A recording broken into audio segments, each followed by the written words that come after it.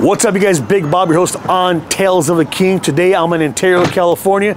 We're at Gloria's Cocina. We're hanging out with Irving of Bagger Society. Stay tuned, King Life.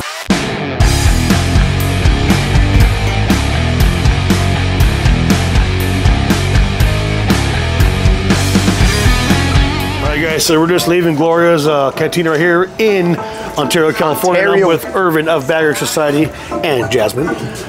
Let's go out. We're just talking, having lunch, having a couple of drinks. Go out here, check out his bike, talk a little bit. Stay tuned, King Life.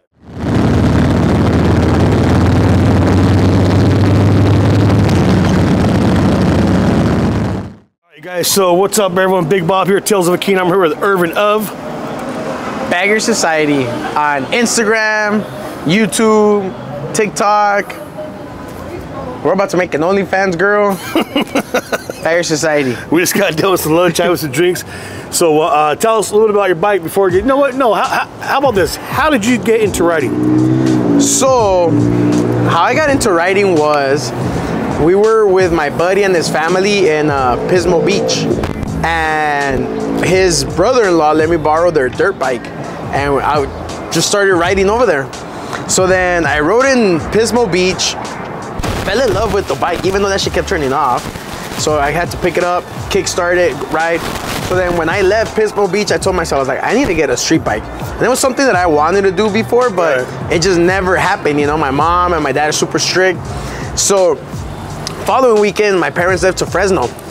I ended up buying a 2002 R6. I told the guy, I was like, hey bro, I was like, I'm interested in the bike.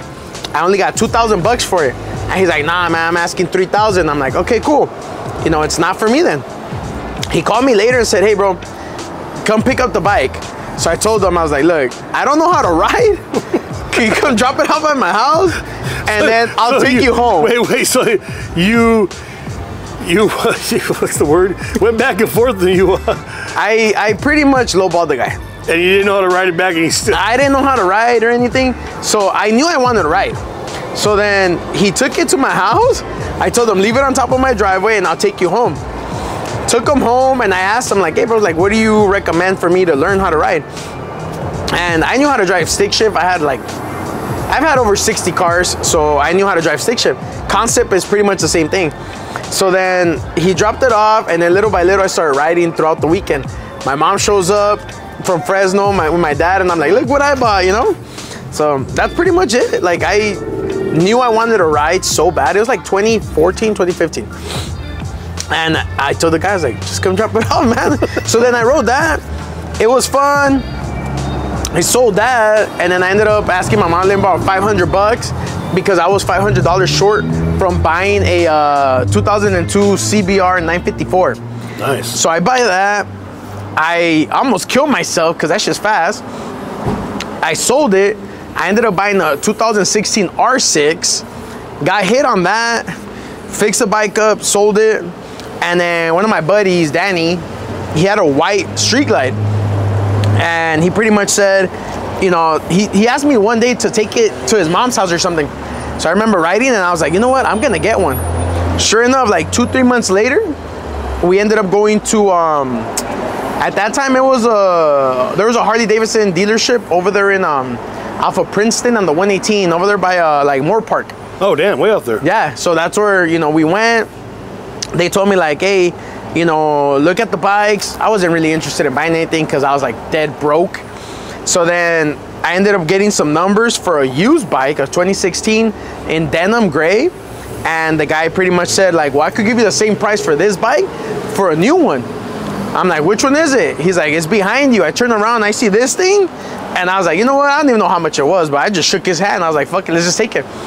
Fucking $28,000 later, this is what I have. Hey, but it's come a long way from Vikla to now.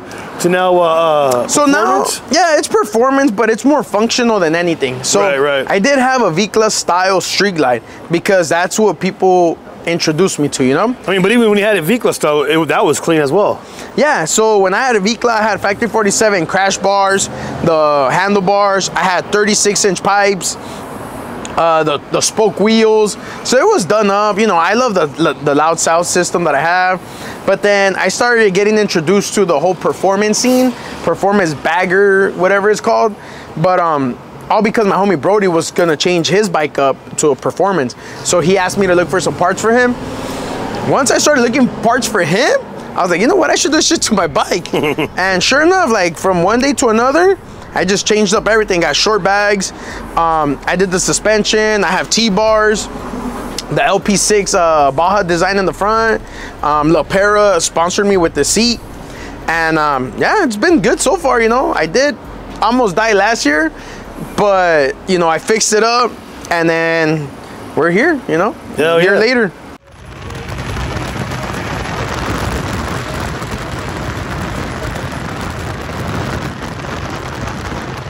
All right, Irving, so you almost went down to that. Did that scare you a little bit? So last year, I had an accident. I'm a firm believer of not riding in the rain. I try to, like, you know, be as cautious as possible. But I did ride in the rain. It was late at night, and I did almost die. But I think I wanted to ride so bad right after, just to kind of prove a point. Like, as scary as it was, and the recovery time was horrible, you know, road rash, I got road rash everywhere, my hands, my legs, fucking half my ass cheek is missing.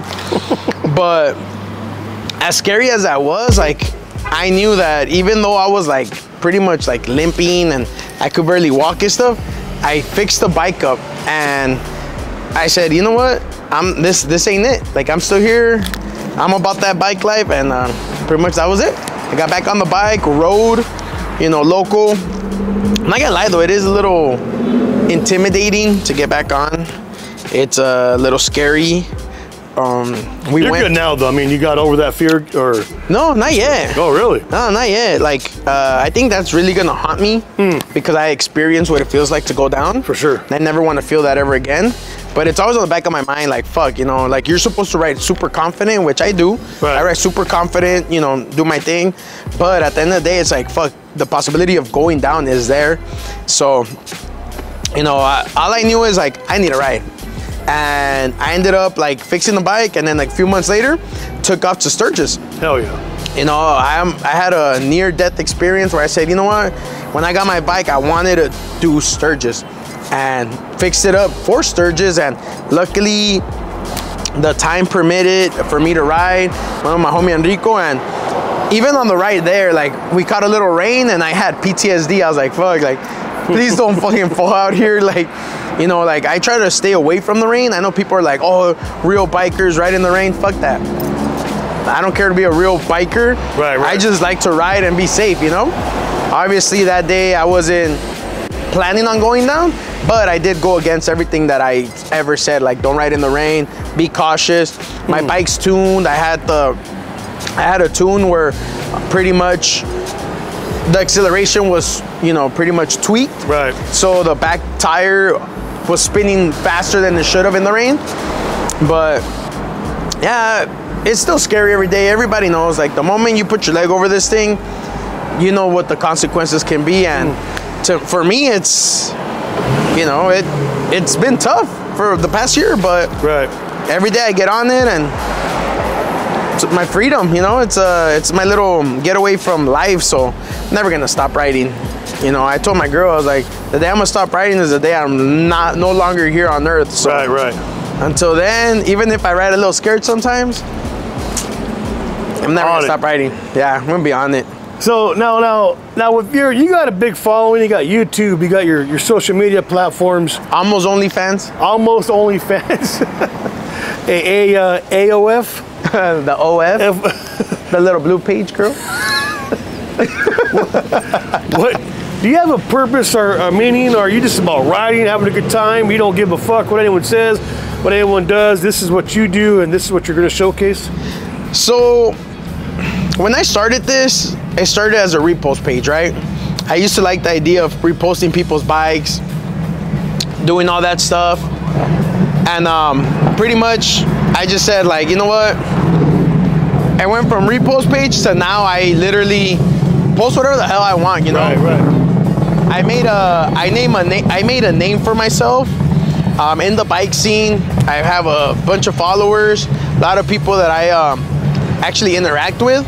I know I get messages daily. Like, I get a bunch of messages, and I still try to interact with people. I still try to, like, you know, go through all my messages, and people have questions about certain things. So my purpose now, going away from the repost page, I just want to showcase everything I do on a daily, weekly, my rides, my trips, my dinner dates with my girlfriend, just pretty much just anything that I want to do or I do, I just want to showcase it. But I want to show people too, like, this bike life, you know, there's a lot of people that can't ride no more. There's people that, for whatever situation they're going on, like, they, what's the word, vicariously live through my videos, your videos. And, you know, it's a good feeling. Like, I'm trying to push more towards the whole YouTube situation, the whole YouTube videos and stuff, because I know a lot of people don't have Instagram, a lot of people don't have Facebook, a lot of people don't have TikTok, but we do have a big following in the YouTube world. You get me? Right. So right now, my biggest purpose in this whole thing I'm doing is to showcase more bike life, more events. You know, I like events that are out of state. I don't like doing the local stuff no more. It's just, you know, I'm burned out personally. Like, I'm personally burned out. I like doing, like, Sturgis. I did Sturgis last year. We're about to do Puerto Peñasco again. We're doing, we like going to Arizona Bike Week. We like going to Rosarito, things like that. I like getting away from the Los Angeles events, because it's like, cool. They're cool if it's a good reason. But if it's just to drink at a parking lot and just same vendors, same people, same everything, I'm personally over it. Right. But, you know, there's people that enjoy that because they don't really ride far due to their situation, family, kids, whatever. So for them, it works out to go to events here. For me, it works out to get out of here and go see other things, because we got 50 states here just in the US. Like, you just got to go out and explore.